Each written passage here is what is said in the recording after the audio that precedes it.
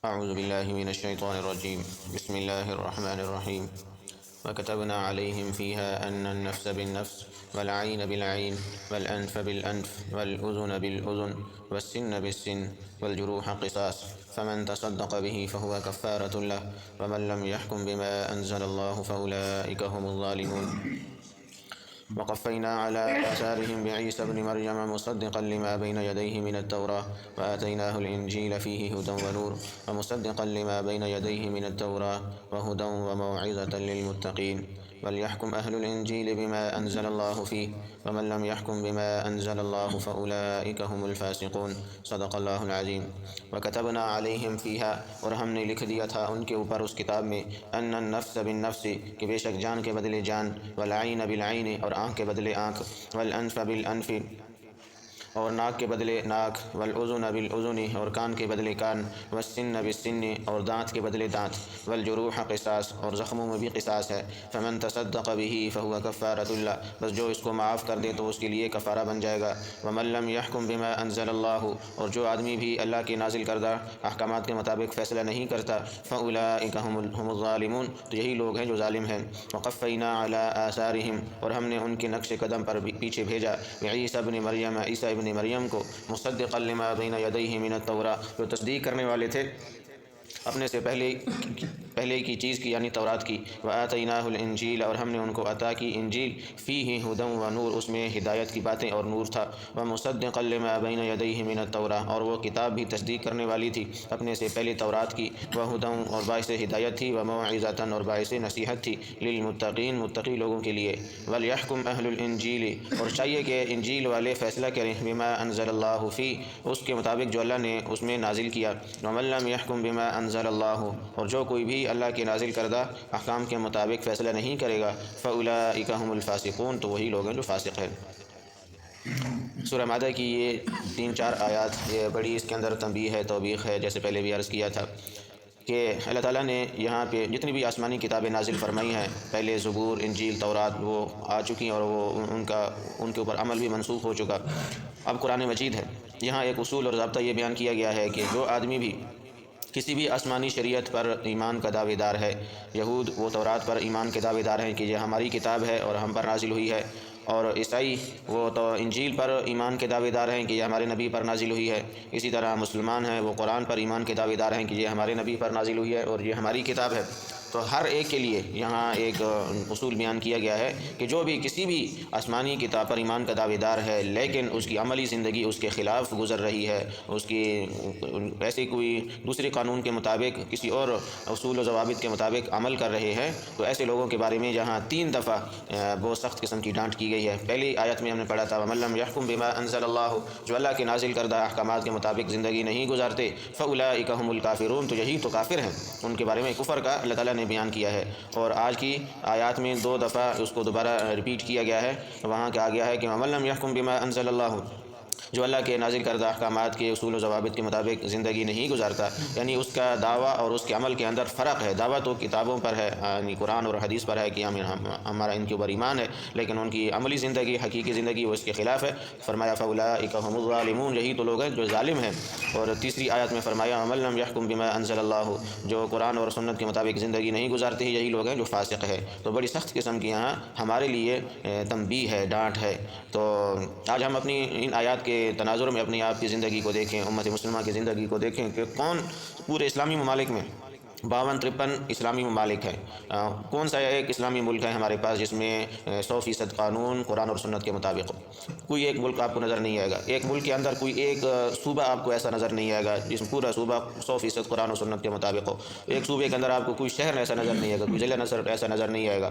کوئی ایک محلہ، یعنی آج ہماری بستی کا یہ عالم ہے کہ 53 ممالک کے اندر ایک محلہ بھی، ایک بستی بھی ہم ایسی پیش نہیں کر سکتے جہاں 100% قرآن اور سنت کے مطابق زندگی گزر رہی ہو. یہ تو ہماری آج کی بستی کا یہ حال ہے، ایمانی بستی، اعمال کی ہماری بستی ہے. اور ہم دعوے دار ہیں کہ ہم قرآن پر عمل کرنے والے ہیں، قرآن بڑے بڑے ہمارے پاس دعوے تو بہت، لیکن ہم پیش کرنے کے لیے ہمارے پاس کچھ نہیں ہے.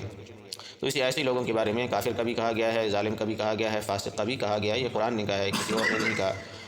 تو اس میں ایک اور چیز بیان کی گئی ہے پہلی آیت کے اندر کہ جو یہود تھے، یہود وہ ان کے اندر ایک کیا تھا، ان کے اوپر اللہ تعالیٰ نے تورات کو نازل کیا، اور تورات تمام کے تمام یہود کے لیے تھی۔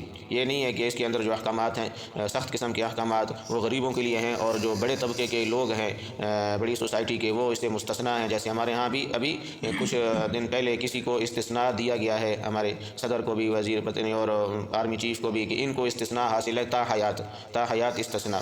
یہ بالکل قرآن و سنت کے منافی قانون ہے۔ اسلام میں کسی کو بھی استثناء نہیں ہے، نبی کو بھی استثناء نہیں ہے۔ نبی کو جب استثناء نہیں ہے، صحابہ کو استثناء نہیں ہے، تو باقی ارے غیرے کو کون سا استثناء کون دے سکتا ہے؟ تو یہاں استثناء کسی کو بھی نہیں ہے۔ تو ہوتا کیا تھا، مدینہ منورہ کے اندر 3 یہودیوں کے بڑے بڑے قبیلے تھے۔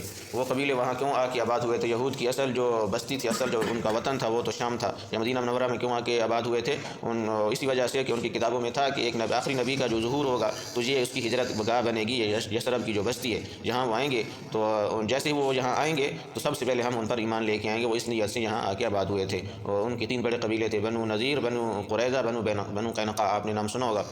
تو یہاں آ کے آباد ہو گئے۔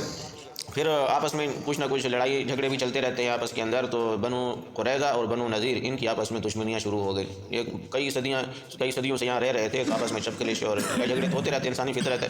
تو بنو نذیر والے جو تھے یہ تھوڑے زیادہ کثرت میں بھی تھے اور پاور میں بھی تھے، اور بنو قریظہ والے تھوڑے کمزور تھے۔ یہ الگ الگ قبیلے تھے۔ تو ہوتا کیا تھا، دونوں تھے یہودی، ایک ہی کتاب کو ماننے والے تھے۔ تو قصاص کے موقع پر جب یعنی ہوتا نا، بنو نذیر کا کوئی آدمی بنو قریظہ کے کسی آدمی کو قتل کر دیتا یا زخمی کر دیتا، تو تورات کے اندر یہ حکم تھا کہ قتل کے بدلے میں قتل ہے، کسی نے کسی کو قتل کیا تو اس کے بدلے میں اس کو بطور قصاص کے قتل کیا جائے گا۔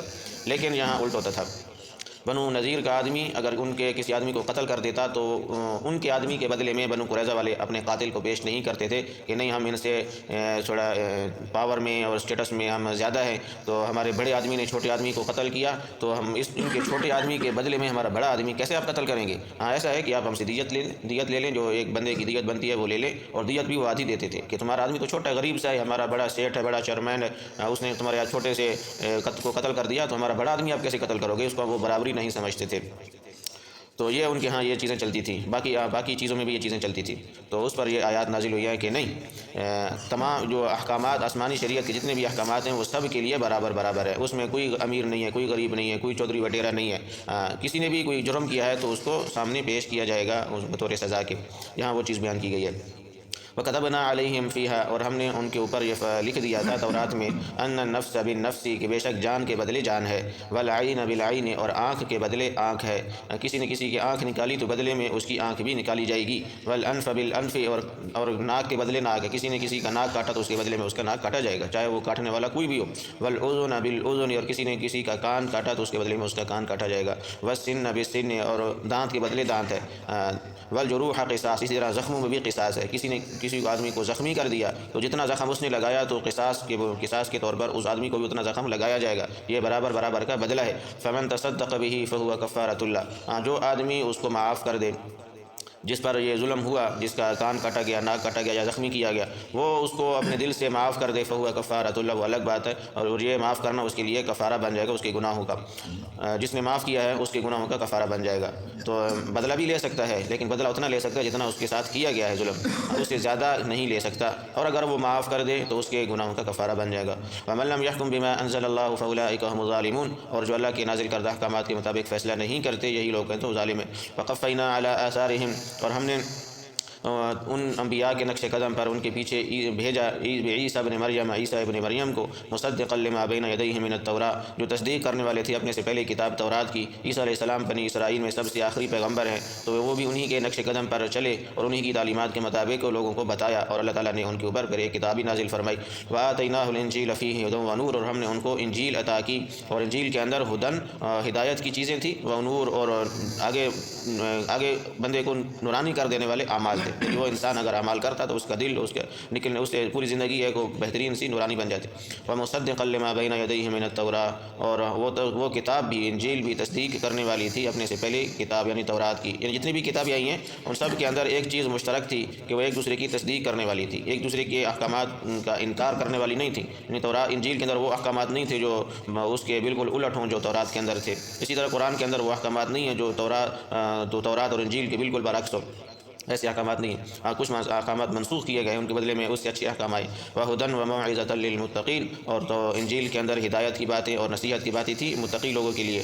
وَلْيَحْكُمْ أَهْلُ الْإِنجِيلِ بِمَا أَنزَلَ اللَّهُ فِيهِ، اور چاہیے کہ انجیل والے فیصلہ کریں اس کے مطابق جو اللہ نے ان کے اوپر نازل کیا انجیل میں، اسی کے مطابق وہ فیصلہ کریں، یعنی قانون زندگی اسی کے مطابق بنائیں۔ وَمَن لَّمْ يَحْكُم بِمَا أَنزَلَ اللَّهُ فَأُولَٰئِكَ هُمُ الْفَاسِقُونَ، اور جو اللہ کے نازل کردہ قانون کے مطابق فیصلے نہیں کریں گے، ان زندگی نہیں گزاریں گے، فَأُولَٰئِكَ هُمُ الْفَاسِقُونَ، تو یہی لوگ ہیں جو فاسق اور فاجر ہیں۔ اللہ تعالیٰ صحیح قرآن و سنت کے مطابق عمل کرنے کی توفیق عطا فرمائے۔